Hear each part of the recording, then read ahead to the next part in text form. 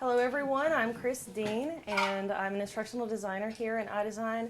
And the purpose of this presentation is the fact that I keep finding new things at the university, resources, technology resources, media resources that I never knew existed. And many faculty I talk to and work with also are unaware of some of the great resources that are already here at WVU. And so hopefully today I'm going to introduce you to something, at least one thing you were not aware of that we had here. So first, a couple of quick pop quiz questions. True or false? You can still send a file to someone that's too big for GroupWise without using a non-WVU account. I've got a nod over here, so that's a true. That is true, and you'll see how in a minute. Does WVU provide any way for faculty to put their multimedia online? Got some trues? That is true. There are at least 3 ways. And true or false? WVU provides faculty no way to brush up on teaching basics. False. Definitely false. So I have 4 categories: teaching resources, systems and servers, training and technical resources, and other resources. You always need the other bucket. So first, teaching resources on our little treasure hunt. First, there's WVU iDesign, and you've seen enough about us today. We offer a lot of resources and services, including graphic development, interactive learning object development, full online course development, and just consultation. Maybe you've got an assignment you want to do something new with and you're not sure how, or you've got an assignment you've been doing face-to-face and you need to brainstorm with someone on putting it online, and we're here for that sort of service. Another one is electronic student evaluation of instruction. And sometimes new faculty are unaware of this service when they come to the university. And this is just the online version of the paper end of semester teaching evaluation form that you're used to having a GA or someone hand out to your students when you leave the room. One difference with this is you can customize some of the questions in the survey. So your department has already chosen questions that have to be on there, but then you have the opportunity to go in and pick a couple of questions. Maybe you want to know what your students thought about your teaching in a certain aspect, and you can choose some of those and customize it a little. And then this can be linked directly into your eCampus course. And you don't have to write down any links because I'm going to give you one link at the end with all of the resources listed.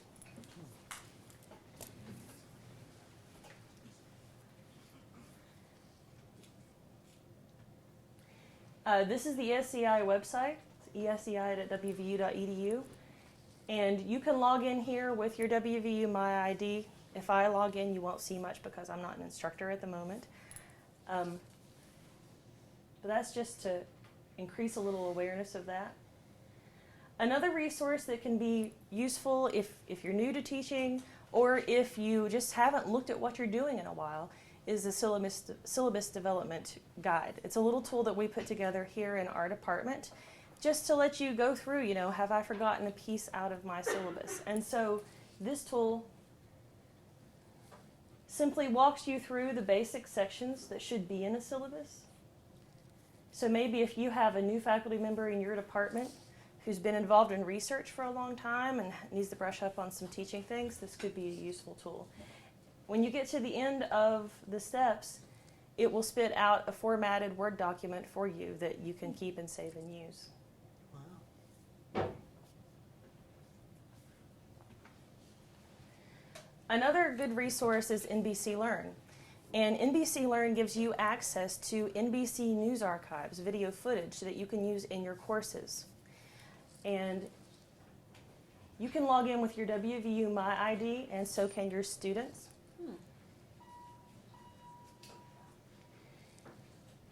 And this is through an OIT login page, and you'll get the link with all of the others at the end. When your students log in, they just see a box that says, if your professor gave you a cue card number, put it here.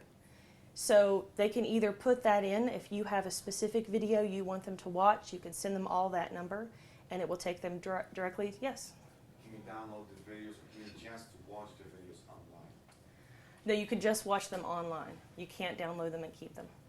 Actually, I believe you can download them. You can? Yes. You have to download a special player for Ah, watching okay. them, but I think it works on other devices. Okay, that's great to know, yeah. So you can download them and use a special player. You can do that and give your students a number to go out and find the specific video to watch for a specific purpose. Or you can send your students on a scavenger hunt because they can click past that box and they can browse through different categories in this archive. So you can make your students bring the Q number back to you. You know, find a good example of this. Find a news video that illustrates the importance or events during the civil rights movement. And they can go out and comb those news archives to find that example.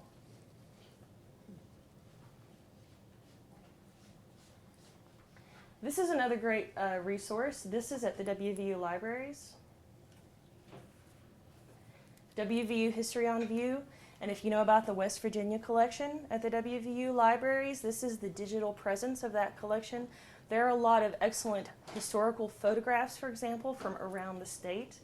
So if you're teaching anything related to state history or heritage, it can be extremely fascinating. So I'm searching for the name of a small town near where I grew up, and I find images of the road crews quite some time ago building the main streets in the town. So you never know what you'll find here. It's really a fascinating place to explore.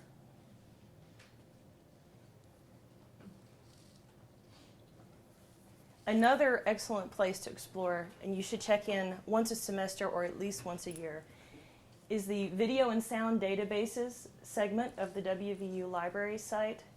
There are some excellent things here, and I find if it's been a while since I've gone and looked, I get surprised by some great new resource.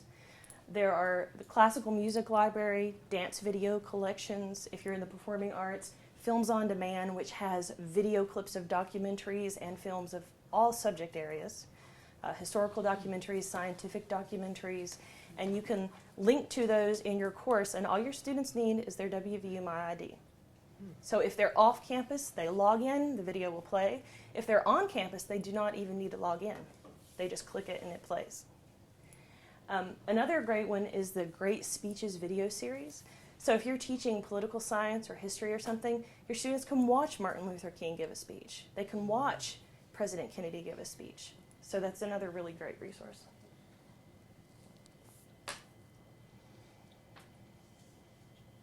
Another one is Extended Learning Teaching Scholars, and this is a self-register professional development that's available on eCampus Learning Academy. And this is just a little quick screenshot. There are sections available on assessment, good sound quality assessment, on developing good syllabus, building blocks of teaching basics. So if you want to brush up or suggest something to a colleague, it's an excellent resource. The next thing is iDesign Intellectual Property Tools. And this is a set of tools that some of my colleagues put together, Erin and Lydia, who you saw earlier. If you're looking at a piece of media or something that you would like to use in your class, this can guide you through what are the right questions to ask yourself. We're not going to give you a definitive cover all bases yes or no answer, because that's just not how copyright law works. Aaron's answer is always it depends. And it's always it depends. Right, but this can walk you through what are the questions I should be asking myself when I'm looking at this and I need to see if I'm going in the right direction or not. So there are wizards to walk you through what questions to ask yourself about fair use, about public domain, some of these things. And these are interactive items that you can work your way through.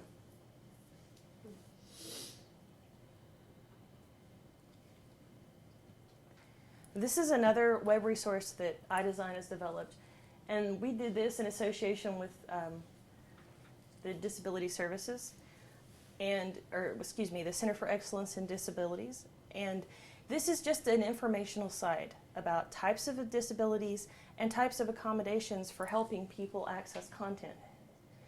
So cognitive accessibility or disabilities, making things accessible, hearing. We usually think about things like hearing and mobility, and we think about visual in terms of simple vision ability. You know, is someone blind? Can someone partially see? Sometimes you don't think about, say, color blindness. Sometimes you don't think about the person who, you know, they can hear but not very well. And so we tried to talk about some of those more obscure things in this. There are handouts on many of these topics on types of hearing loss, how to make your PowerPoints, your Word documents more accessible. So I know I'm throwing a lot of things at you, and it's easy to feel overwhelmed sometimes, and you think, oh my God, I have to be responsible for all of this while I'm teaching. And the answer is you don't have to be directly responsible for all of it, but these things can help you get started thinking. And then when you think, maybe I should put some effort into accessibility for something in my course, you can come talk to us, and you can talk to Center for Excellence in Disability, and there are a lot of groups to help you with these issues on campus.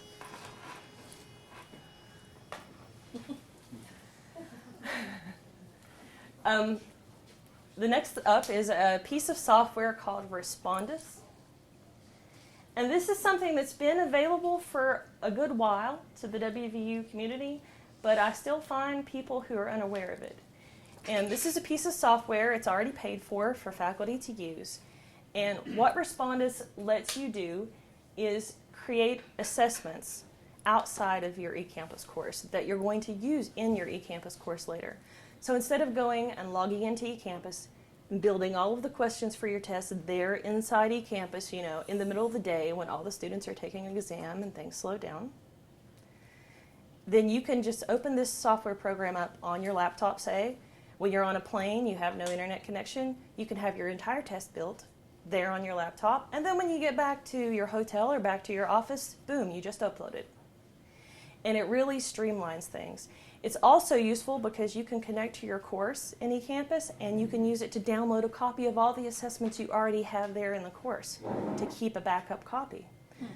If you have something, for example, in the gerontology program over in the social sciences department, they have a sort of a pre-evaluation that they like to give a lot of their students coming into different courses, and they share it across courses. So what they did was they built it in one course, and then they just exported it with this tool, connected to the other courses, and uploaded it. So if you have a situation like that, it's a really handy tool as well. And you do have to jump through one hoop to get this. It's already paid for faculty to use, but you do have to email the help desk and get an activation code. So you download it, you email the help desk, and they'll send you an activation code to paste in. And it's so they can keep track of how many people are using it. Yeah. Another use is that you can print from it so that if you ever needed a paper copy of one of your eCampus tests, you could pull the test from eCampus and then use Respondus to make a nice printed copy. Oh, that's a good tip. Yeah. And you can also import from a Word document or a text document, import things that are formatted nicely into Respondus. So we helped a couple of departments on campus do that when they were switching to online testing versus paper testing. Some of the departments that use a lot of images in their assessments for one reason or another, either maybe you need to identify a specimen from looking at a picture, or maybe, for example, the math department has used this extensively to include images of a lot of formula in test questions. They use it for that purpose because it just makes it a lot easier to manage and deal with having a lot of questions that you need to put images or other media inside of. Another program, and this is actually produced by the same company as Respondus. This is StudyMate Author, and it works just the same way. You go download it, you email the help desk to get your activation code, and then you can use it for free. This program, what it does is it lets you create some simple Flash activities that you can upload into your eCampus course. So, you can set up some flashcards, some puzzles to help review vocabulary or basic concepts without having to go learn Flash. And that's what this program does.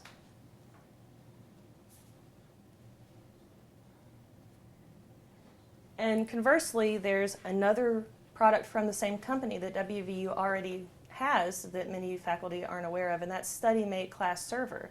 So this is another version of that where you can create some simple interactive objects, some simple interactive things, and it's built into your eCampus course already. So in this case, instead of going and downloading a piece of software on your computer, if you don't need to work on it while you're on a plane traveling away from the internet, you're only going to do this when you're in your office and you have an internet connection, the StudyMate class server product lets you build it directly inside of your eCampus course. You don't have to worry about uploading anything later. Another great feature that this has is your students can be allowed to add things to the activities. So maybe you have a set of flashcards to review a certain module you've built. You know, you put it there for your students to use. That's all well and good, but maybe instead you want to make your students work a little harder, and instead you have them all contribute a certain number of review questions to the pile of flashcards. So you can sort of switch it around and turn on and off their ability to help do that. Another product that's already paid for at the university is Turnitin, and this is an anti-plagiarism tool. So what you do if you use this product in your eCampus course, instead of using the normal assessments tool, the normal assignment tool, instead you use Turnitin. And so what it does, if your students turn in a paper they've written, it scans it against a very large database and it looks for it on the internet. So it's trying to find, did they go buy this paper from a site that's selling term papers? And it compares it to many writing samples from students from many universities and colleges that are also using this product. And so it tries to cut down on the amount of plagiarism. And feelings are mixed about this in different programs, in different types of disciplines. I know there are some concerns among, say, creative writing faculty, because it does keep a copy of the paper. It keeps a sample in its database that way. You can choose not to upload. You can choose not to now. You can choose not to upload your student work to the student database, but it means you can't compare your fall semester submissions to your spring semester submissions. If you're willing to give that up, you don't have to send your student work to the database. That's a great tip. And this is Kathy Fletcher, in case anyone doesn't know Kathy. Kathy's the head of training in OIT, and as Sue said, she's the lady to ask. I'm teaching an online workshop right now on Turnitin. Most of you know about Wimba Classroom, but something that I find flies under the radar is much older, actually, and that's Wimba Voice Tools. And WVU has had Wimba Voice Tools for faculty for many years. Gosh, I don't even know how many, maybe even 10 years or something, a long time. But it doesn't get mentioned a lot, and I come across faculty who aren't aware of it. And it's a set of simple tools that are already there in eCampus. You know, at the top of your home page, there's this Add Content link menu, the same way you add all of your shortcuts to your page. Well, if you go all the way to the bottom of it, there's a whole assortment of tools that are all around simple ways to put audio in your course. So they let you do things like have a voice, just a simple voice message box where you record things inside the browser, right there in one spot, and then your students can go there and play them. It can also give you a voice discussion board where you can record things and your students can record replies that you can listen to. And I've seen some very interesting use of that feature by foreign language department people and music department people. Mm-hmm. You know, it's a one thing to have your students in your online French course or Russian course turn in the document that they have studied the book and figured out how to properly type, but it's another thing if you can have them read to you and respond to your questions verbally. So in some courses with some populations of students, Wimba Classroom, which is live, real time, everybody needs to go log on right now at 6 o'clock. That might not work for some populations of students, but this works just like a normal discussion board. You know, you can post a question and students can respond anytime tonight that they're going to be in their class. So the asynchronous nature makes it really handy for certain purposes. Now, a few systems and servers around campus that you may or may not be aware of. Chris, can you speak up a little bit? Oh, sorry. Use your teacher voice. That's a problem I have a lot in these situations. Some of the servers are available on campus. You know, everyone knows about GroupWise and everyone knows about eCampus, but there are a few others that can be very useful for faculty, depending what they're doing. One is the QuickTime server, and this is a streaming video and audio server. So if you have original videos, if you have audio files of your own, we can help you encode them and put them on this server, and that's something that's a WVU resource provided to faculty. It can be played back directly in the course, directly in the video, or the video in the page in the course, just like any other embedded video, or it can be used as a link for the students to click and pop up a window to play the video. Also, MP3 files can be used in this server. So for example, we had a faculty member who was teaching a class about Russian fairy tales out of the foreign language department. But this is a course for English speakers, not just people who are majoring in foreign language. So in this course, knowing the students are going to be English speakers and not necessarily studying Russian, but they're reading these things full of Russian names and Russian phrases, we sat down with the instructor and we recorded her saying all of the Russian words. And then all of those MP3 files are on the QuickTime server. Now to the students, that's invisible. They don't see any of that, technical behind the scenes stuff. When they're going through the class, they just see an icon next to every Russian word. They click it, it pops up and plays the audio clip. So, with a little thinking, and we're here to help you with those things, it can be quite cleverly used. And this is another one that's been around a really long time, maybe 10 years or so.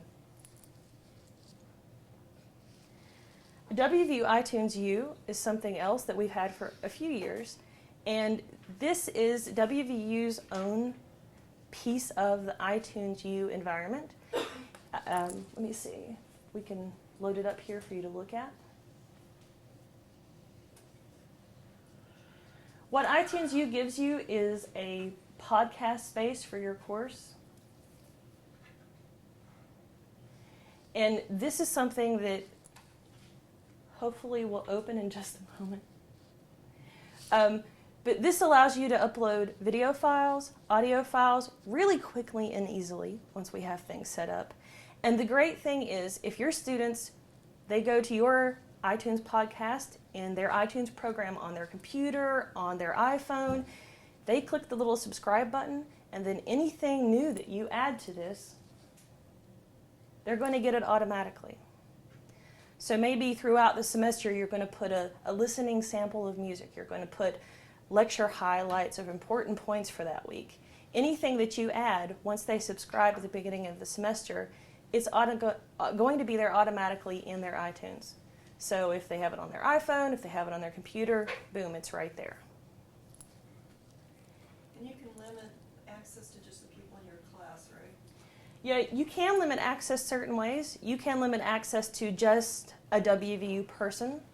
So the settings can be for, you have to be logged in with your MyID in order to see this.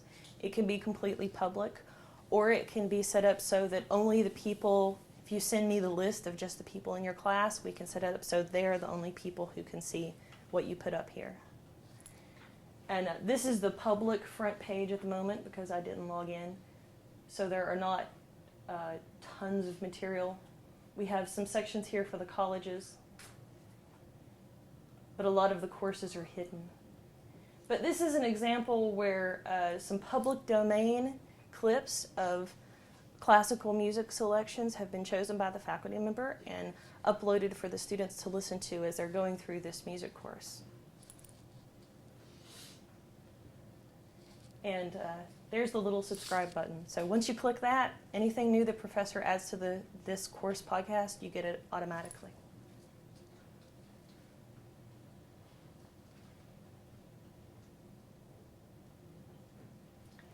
Another great resource is WVU Library's eReserves. If there is multimedia that the library has in its collection, they still have things that come on DVD.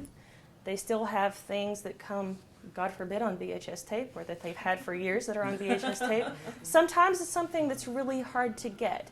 And we like to help you as much as we can, but they, all of the time, are negotiating with content providers, with publishing houses, with all kinds of large groups about rights for the WVU faculty. So many times you can have much more ease of your copyright worries. If you find out, do you already have an agreement in place with this company? Do you already have an agreement in place with this publisher? Is this in your collection? And so that's a good time to go talk to the WVU library people. And with e-reserves, you get a password that you have to give to your students. And it only works for one semester. So each semester, you will send your students a message and you tell them, for these video clips or for these listening samples, you're going to go here and put in this password. Actually, it's a little different now. It's different now? It's different now. The password, I have it for a class that I'm teaching right now that I'm trying to think of how it went. I called Martin and said, I need these resources because we migrated the class from face-to-face to online, and I just uploaded another instructor's e-reserves, and he said all of the students that are enrolled in the online class, which is program evaluation research, all they have to do is log in with their MyID, and all of the material is there for them. That's right. So no longer do they need a password. No And I don't know separate if that's password. specifically for online courses or if that's for all courses, but we did not have a password this time, That's which great. is actually nice. It's probably part of their integration with the MyID system then.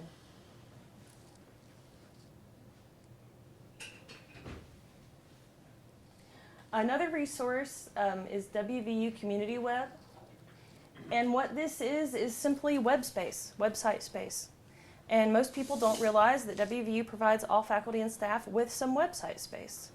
So if you need a space where you want to put up a simple web page about maybe your research or of resources for your students or whatever it may be, Community Web is there for you.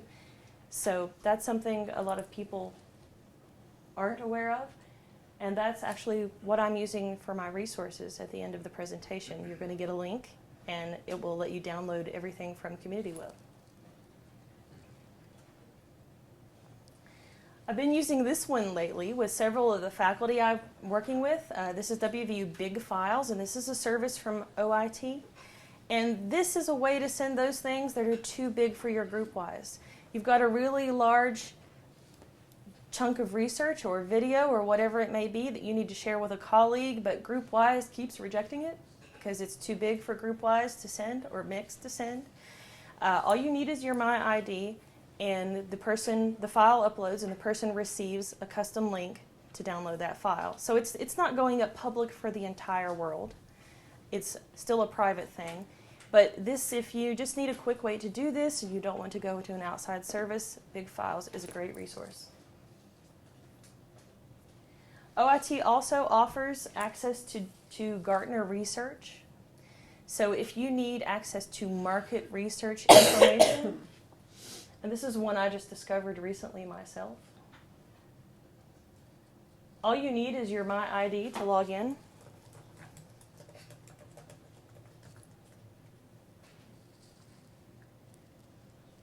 And after just a moment, you have access to the entire Gartner research portal. So if you need to look at market research information, this is a really great resource. Is that just available for faculty? No, faculty and staff. I'm not faculty. Students And too. students. Students too. Yeah. Yeah, you just need the MyID. Okay. And if you have the MyID, then it should work. So now I want to talk about a few training and technical resources on campus. And the first one are the eCampus points of contact. And these are people in a lot of colleges and programs throughout the university who are the up-to-date people on anything happening with eCampus. And they are there to be knowledge resources to help faculty with technical problems, with learning to use the system, and with just, updates about what is going on. And so if you are fortunate enough to have one of these people in your college or program, and a few of them are here in this room today, then you really need to take advantage of them because they're a great resource to use.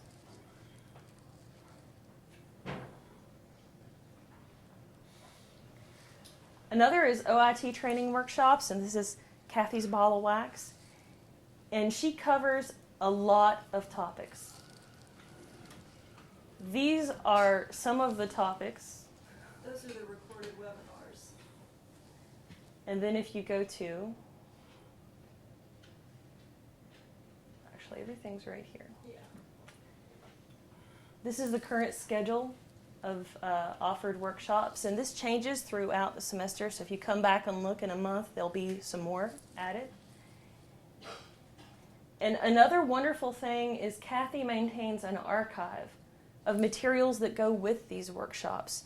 So maybe you just need to quickly remind yourself of a few details about how to do something. There are handouts here and there are video tutorials here. So for example, when you're using eCampus, maybe you just need a little quick reminder about how to do something in the gradebook. You can come right here and view that.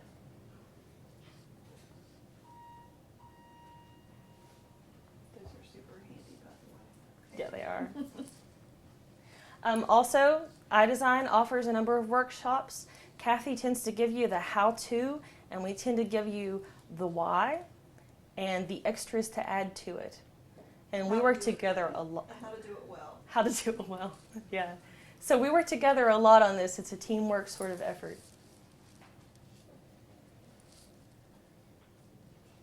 And just a few other resources. iDesign has a blog. We call it eLearning Cafe, and this is our editorializing. This is our thoughts on education news, new technologies that come along, events that are happening. And so all of our staff are adding items to this blog, and it's just a way to keep up with what's going on in the world of education and technology.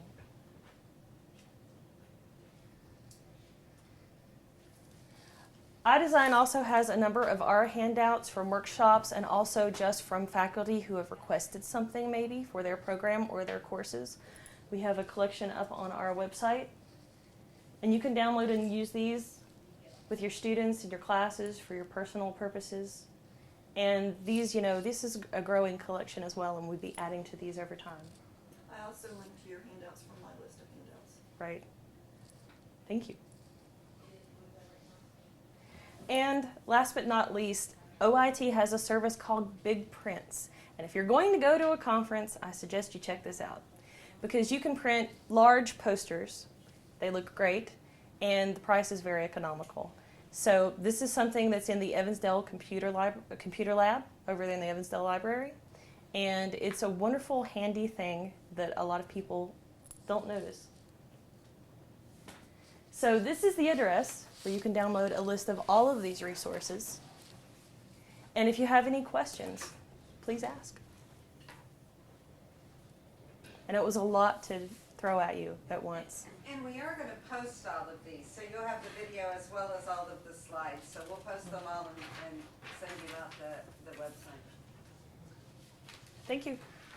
Yay!